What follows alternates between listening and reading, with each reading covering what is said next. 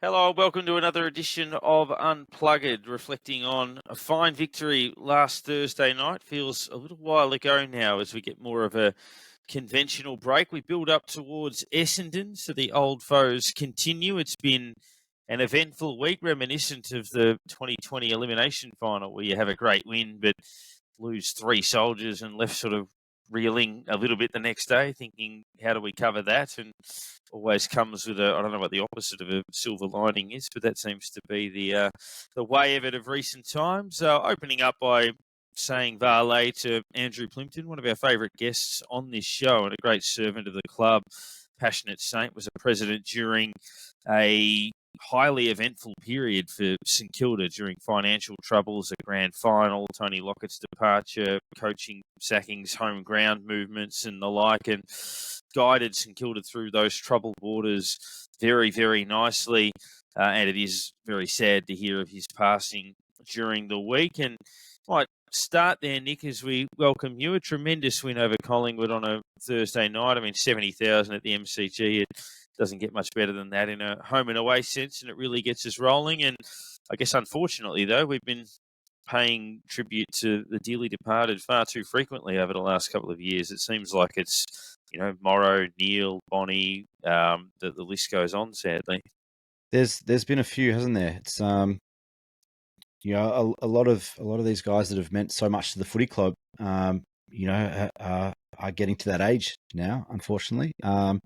And so it's time that we get that second one in the cabinet, so that a few of the older guys who are still around can see that. But going back to the footy, great night on Thursday night. I mean, one of those. It was a really interesting game because being there at the ground, it felt like really scrappy. I mean, it was turnover central for the first half. I think 8 minutes into the first quarter, the turnover count was like 12 to 15. It was something ridiculous. It was super ugly to watch. It was hard. Pressure was obviously very high, but it did feel like both teams made a lot of mistakes. Both teams kept each other in it at different parts, and each team would get a period of momentum and kick a few in a row, and then they'd make a couple of big mistakes and let the other team in, and we certainly did that. Collingwood did it a couple of times. But it was funny watching the game back on replay that it was actually a much more enjoyable game to watch. It was a much better game of footy to watch on TV than it was at the ground. And I think that, I think we were clearly the better team for the majority of the game, but we did keep opening the door for them and letting them in. And we know that even when they're not playing, amazingly good football, that they're still tough to beat. They're hard, they're contested. They make you win the ball and they make you earn it, and all those sorts of things. And they did. They were obviously a little bit off, but we kept at it. And I think that was the most pleasing thing is, our contested ball, our attack on the contest, attack at the man, attack at the ball was all really, really strong. And we turned up. And ultimately that's all you can ask of a young group. And this is a really, really young group. I think a lot of people can forget that sometimes, but this is a really young group, and they turned up prepared and ready to play. And they played their game. We played the game on our terms. Yes, it didn't go our way all night, but we played the game on our terms. We were proactive. We made things happen ourselves, and got the chocolates at the end. Yeah, H, I thought we, as Nick said, were definitely the better side. We had periods of momentum. We lost our way for probably 15 minutes in the second quarter, and then obviously they got that little flurry midway through the last when we made a couple of mistakes, and it seemed to be a mistake that would spark that. It wasn't necessarily anything else where they just get a bit of a run on after we lost momentum for a second, not putting that on Riley Bonner, for example, but there's a couple that stood out second quarter and last quarter. Collingwood obviously made some glaring mistakes as well. But, yeah, on the most part, it felt like we controlled the game. And halfway through the last quarter, it looked like we'd win by 8 or 9 goals. So, overall, I think hard to find anybody that played a bad game. Yeah, it was very much a game of momentum. They go out, 3 goals to 1. We kick 5. They kick 4 in a row. We kick 4. They kicked... I think they got 1 in, and we kicked another 3, and they kicked another 3. It was a very, very much a momentum night.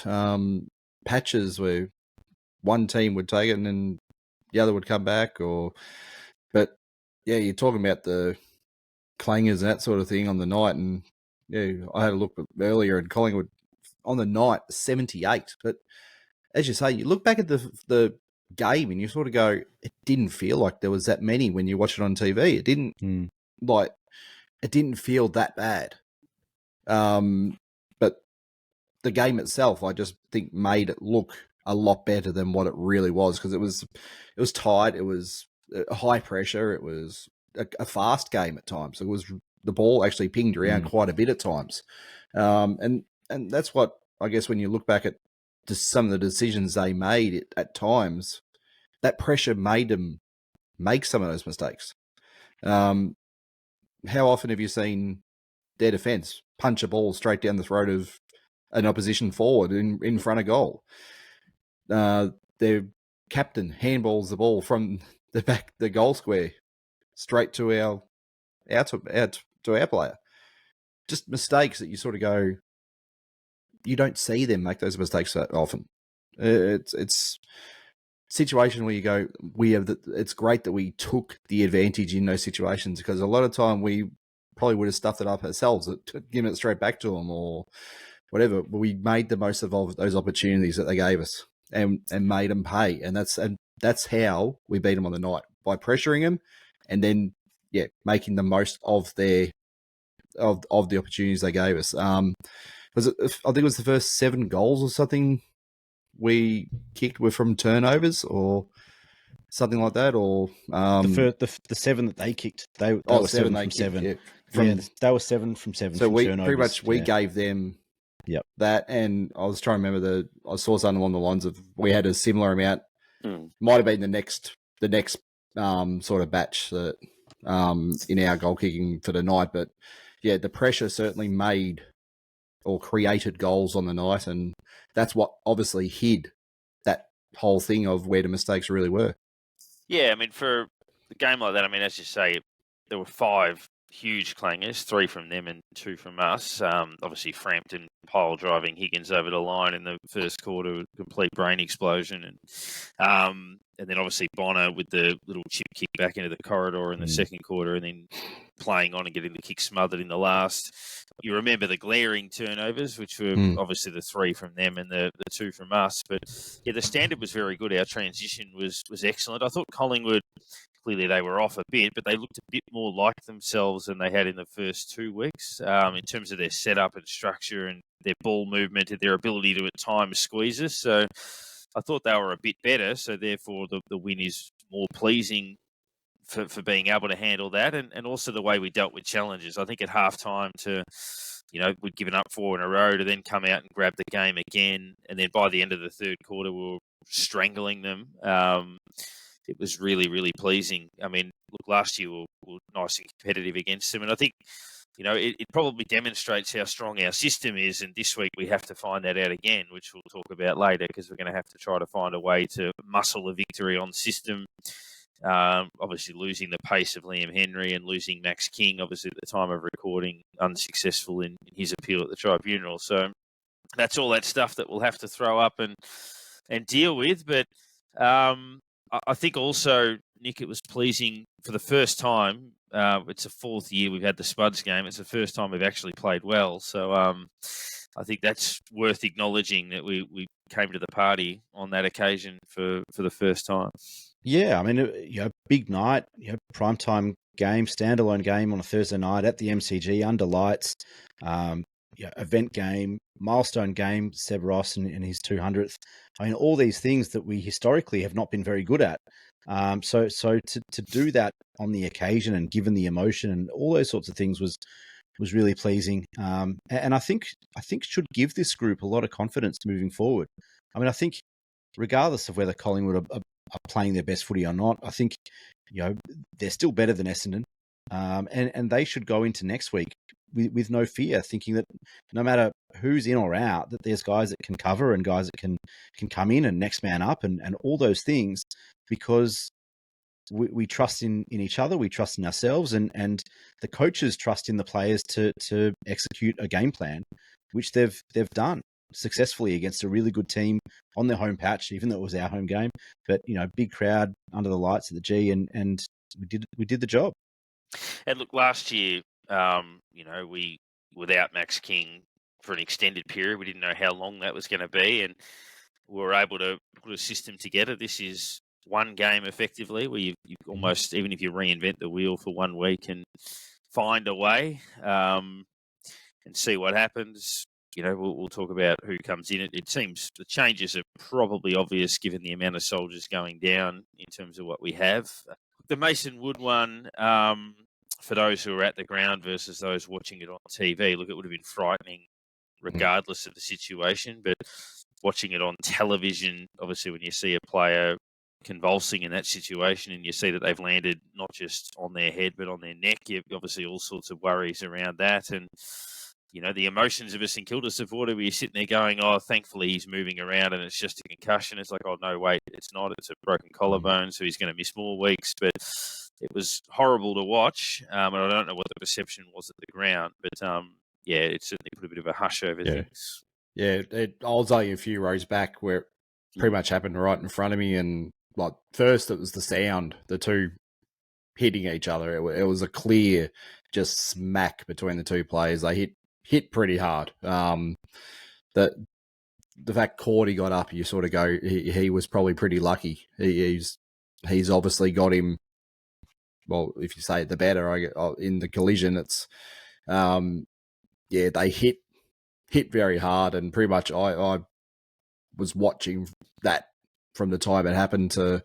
I was pretty much looking up at the ball occasionally to see where the ball was because I was just watching to see what was happening. And yeah, he was not well from the moment he was on the ground, and you saw him just going, like, as you're saying, convulsing. And the first trainers, a few trainers got there, were basically signaling, saying, "Yeah, come on, we need this out here quick." But there was, I guess, with a few people looking, going, yeah, there could be some serious damage here at first because the time and how long it took him to sort of move him in the first instance. So I guess lucky he was probably on his side to begin with, which was a good thing.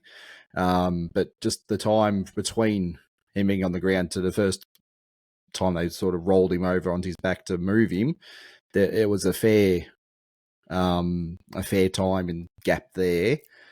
Obviously, the cart took its time to get out there as well. That was the other thing. It was I remember it was close to 8-9 minutes, I think, stoppage. Like that, So yeah, I mean, there was a lot of care taken. Yeah, a lot of care taken to get him off the field, which is what you obviously want to see. But yeah, it was pretty scary at first. You think, yeah, that did not look good at all. And yeah, I guess if he comes out of it, he's got the broken collarbone, which is what, a 6-week, 8-week injury. He would have missed he probably would have missed a couple of weeks with how heavy the concussion was anyway. But yeah, just maybe gets himself right and be back by, as I was saying, about round 9, 10, depending on how well he goes. And yeah, hopefully it's a speedy recovery. Yeah, it looks like best case scenario is potentially even a month. It says 4 to 6 weeks. So, I mean, we don't get best case scenario very often, but it'd be nice if we could land that. I mean, Liam Henry went from a cramp to half a season, so which sort of the way it seems to go sometimes. We'll put a bow around that with our votes and our awards. We'll be joined by Glenn Elliott, star midfielder for the Saints through the 70s. A little bit later on, best and fairest winner, Simpson medalist for Victoria as well. But all of our votes are pretty similar, which is not surprising, but a very even game. So there would have been a few names that popped up. Reading my own votes again, I realised I left Josh Battle out, which is a significant apology. But gave one vote to Liam Henry, gave us good pace. Mitch Owens was excellent in a number of roles. Jack Higgins, you get the good and the bad with Jack. I thought he was poor the week before, and then you get the match-winning Jack, and I guess that's part and parcel of it. Rowan Marshall, very good, controlled the airways again. Jack Steele, second week in a row, was our best one of our best midfielders. He was probably shaded by Marcus Windhager in the number 2 this week, who gets the 2 votes. He was brilliant. That's easily the best game he's played, and the highlights packages look spectacular. And then for the second week in a row, I thought Nasiah wanganeen-milera, BOG, gets the 3 votes. But Nick, how did you assess it? Very similar. I mean, it was a very even performance. I don't think anyone really played a bad game. I mean, you look at some of the bigger name players, and generally, they kind of stood up. Membry kicked multiple goals. Jack Sinclair coming back was probably a little rusty, but you imagine he'll be better for the run. I think he still led everyone for ground covered over the course of the night. I think he was the number 1 running player for the night. Ryan Burns was very good and probably just missed a vote for mine. But I gave 1 to Max King. I think he looks fitter, stronger, dangerous. It's a real shame that he's going to miss this week because it felt like he was coming into some consistency through the last period of the preseason. Played pretty well in Geelong, played really well again on Thursday night. So it's a shame that he's going to miss one, but maybe a guy like him, maybe a week off every now and then is going to do him some good, but he looks fit and strong and healthy and happy and in form. 1 vote to Josh Battle, who I thought was our best defender. I know Cal Wilkie was also pretty good, but I think Battle did more, I think, coming back the other way as well. Vote to Higgins, who just has the ability to turn a game really quickly. Like you said, Darren, can go missing for large portions, often for games at a time, let alone for quarters at a time. But when he's on, and very, very good. Rowan Marshall, as you said, really strong at the contest and helped us dominate at ground level. I think he lost the hitouts by a large margin. I think at one stage, at quarter time, I think it was 1 hit out to 13 Collingwood's way, and his 1 hit out came in the last 15 seconds of that first quarter. But his ability to win the ball, win a clearance, I think he had 11 or 12 clearances. His stoppage work is phenomenal. He was excellent. Jack Steele, I thought, another good game, and good to see him stringing some good footy together. Marcus Windhager looks fantastic. Super confident, understands his size and his strength and his power and running ability now, which it felt like he hasn't always done that since he came into the league. But he looks super strong and super confident and really, getting better almost weekly at the moment. And just looks like a super player. And Nasiah wanganeen-milera was just superb again. And I'm going to maybe have a little take on Naz a little bit later on, but I mean, he's just an incredible player. Should be well and truly, top of our best and fairest, I think, at this early stage of the season. And the way he's playing, you could quite easily see him winning a Brownlow, to be honest. Yeah, at the moment for sure. And H, keen to get your votes as well. And on Marshall, I think he had the first 4 clearances of the game, even though he wasn't winning hitouts. So that says a little bit. But your votes, H?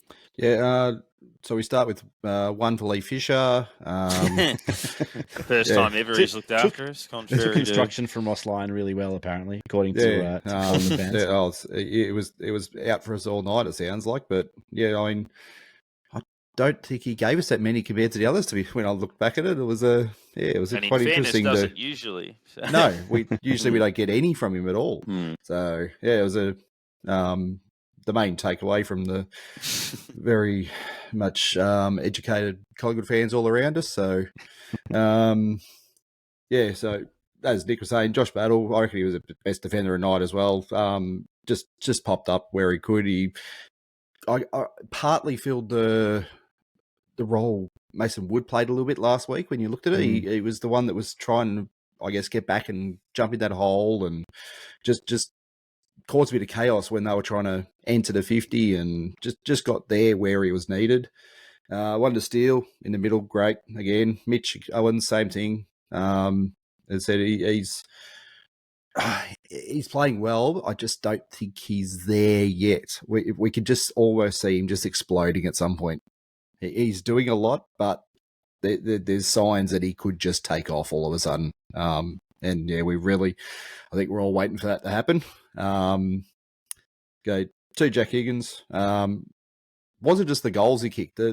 his work on the ball around the ground when we didn't have it, the pressure in the forward line, it was all there last week.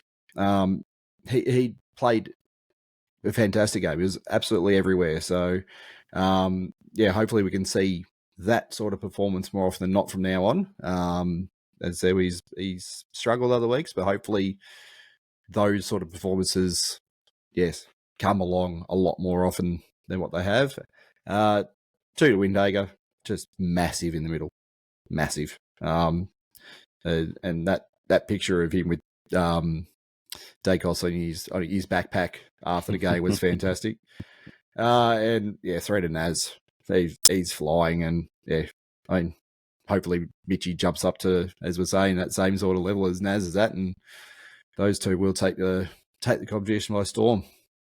Yeah, if we end up with 4, I mean, obviously Filippo did a couple of nice things. Not many guys kick left foot snap goals from outside 50, but having Owens, wanganeen-milera, Windhager, and Filippo, if you end up with 4 elite kids, obviously you're tracking along pretty well, and Wilson, 3 of those guys coming in one draft is a huge bonus for what we're able to do. Take Nas first, and then get Windhager and Owens as academy prospects could be a gold mine for us. Darcy Wilson feels like a steal as well. Yeah, at the moment. He does, and shortening a bit in Rising Star markets as well. In what is a pretty even race. The Jason Blake Award, I stole a bit of thunder on this one last week, so Nick, do you want to go first to avoid that? Well, I alluded to it a little bit earlier, talking about Naz, and I wanted to give Naz this award this week. I know he's getting a lot of plaudits. I think he's getting a lot of credit. He's playing unbelievable footy, but I think we all talk about his kicking ability and his disposals and the way that he moves, but I think we probably don't appreciate as much the effort part of his game, the ground he covers, his ability to make up space and fill space in the middle when the ball's there to be won in a contest. His contest work is actually very strong for a guy his size, and his ability to put body on to attack the ball, but also the way that he reads it across halfback and often popping up for 2 or 3 intercept marks a game, floating across the front of packs. I think that his ability goes beyond just his disposal skill and execution, but it's actually the way that he understands the game and attacks the game. And I feel like he's just got it figured out. And as well as he's playing, as much credit as he's getting, I think that we probably underestimate and underappreciate what he's doing at the moment as well. So Jason Blake Award for Naz this week. Good shout. H? I've got to give for someone who was, I guess, underrated before the game and after the game. He had to put up with a 50 gamer being given the much higher plaudits before the game started and half time as well, apparently. And even after the game, it seemed like it just continued on. But yeah, Seb Ross, 200th game. He played a great game. On one of the dozen players I probably should give him an apology to for not giving a vote. He turned up. He provided this really well in the middle. But I mean, you play 200 games, you basically don't get a word in anywhere. And yeah, he probably hasn't been given the plaudits that he deserved this week. And yeah, for a 200th game, it was, couldn't ask much more of him. So yeah. Agree entirely. He's been a fine player for us, multiple best and fairest winner. He captained the club for long periods of time when Geary was injured. He's been terrific. I know he's had his critics and can understand some of that around ball use, but a very, very good player for our club, Seb Ross, and former guest on this pod as well. But going to give a nom to the sub, Zach Jones. You don't expect the sub to come on halfway through the first quarter, and I thought Zach gave us a lot of link-up work. I thought he ran to some dangerous positions. He got a fair bit of the ball. He made some good decisions and was a really good part of the chain. So I think he should get better from there, but I think he did a really good job, and we really needed him to do that given the circumstances. It's probably a bit harder, H, on the old Shannon Knoll this week, but were you able to scrounge out anything? Well, if anyone needs to lift, it's our medical team. Yeah, let's get all these guys back. Let's get them back as soon as we can. Just that's all we ask. Just get as many of them back as we can. 100% fit as soon as possible. I don't think we could ask much more. Yeah, I think that the closest to returning are Paddy Dow and Jack Hayes. Obviously, Butler will play this week, you'd think. So, but everyone seems to be a month or more. But Nick, have you got one for us? Collingwood fans. Collingwood fans. Yeah. They won a flag 6 months ago, and they're out here crying and whinging because they didn't get a couple of free kicks once. Like, they've had the rub of the green and been kissed on the dick by the umpires for 150 years. And the one time it goes against them, they whinge and bitch and moan forever on every platform, in person.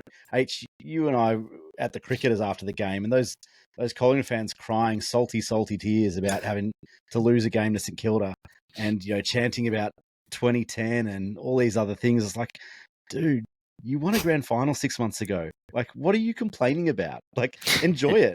Just enjoy it. Yeah, I Anyway. don't get the mindset. They're a different breed. It's quite incredible.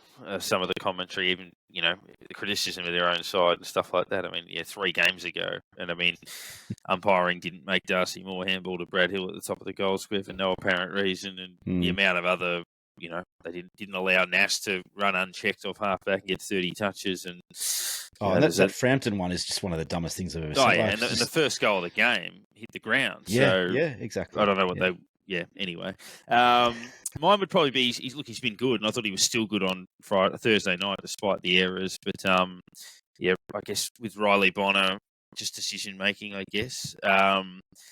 Some mistakes you get away with, some you don't. He didn't for those two, and I thought Ross handled it very well, saying, a game's 100 minutes, he had a bad 2 minutes, the rest was good, and that's true. But just that decision making and things like that. He's obviously got a third chance at AFL level, or second chance at AFL level rather, and really significant for him to just make sure that he, chooses those options wisely, I think, and otherwise doing a pretty good job. We'd run through the injury list, but that would be a segment in its own right. We'll touch on the clash with Essendon shortly, but we are to be joined by our latest special guest this week. Played 139 games for the club. It is Glenn Elliott.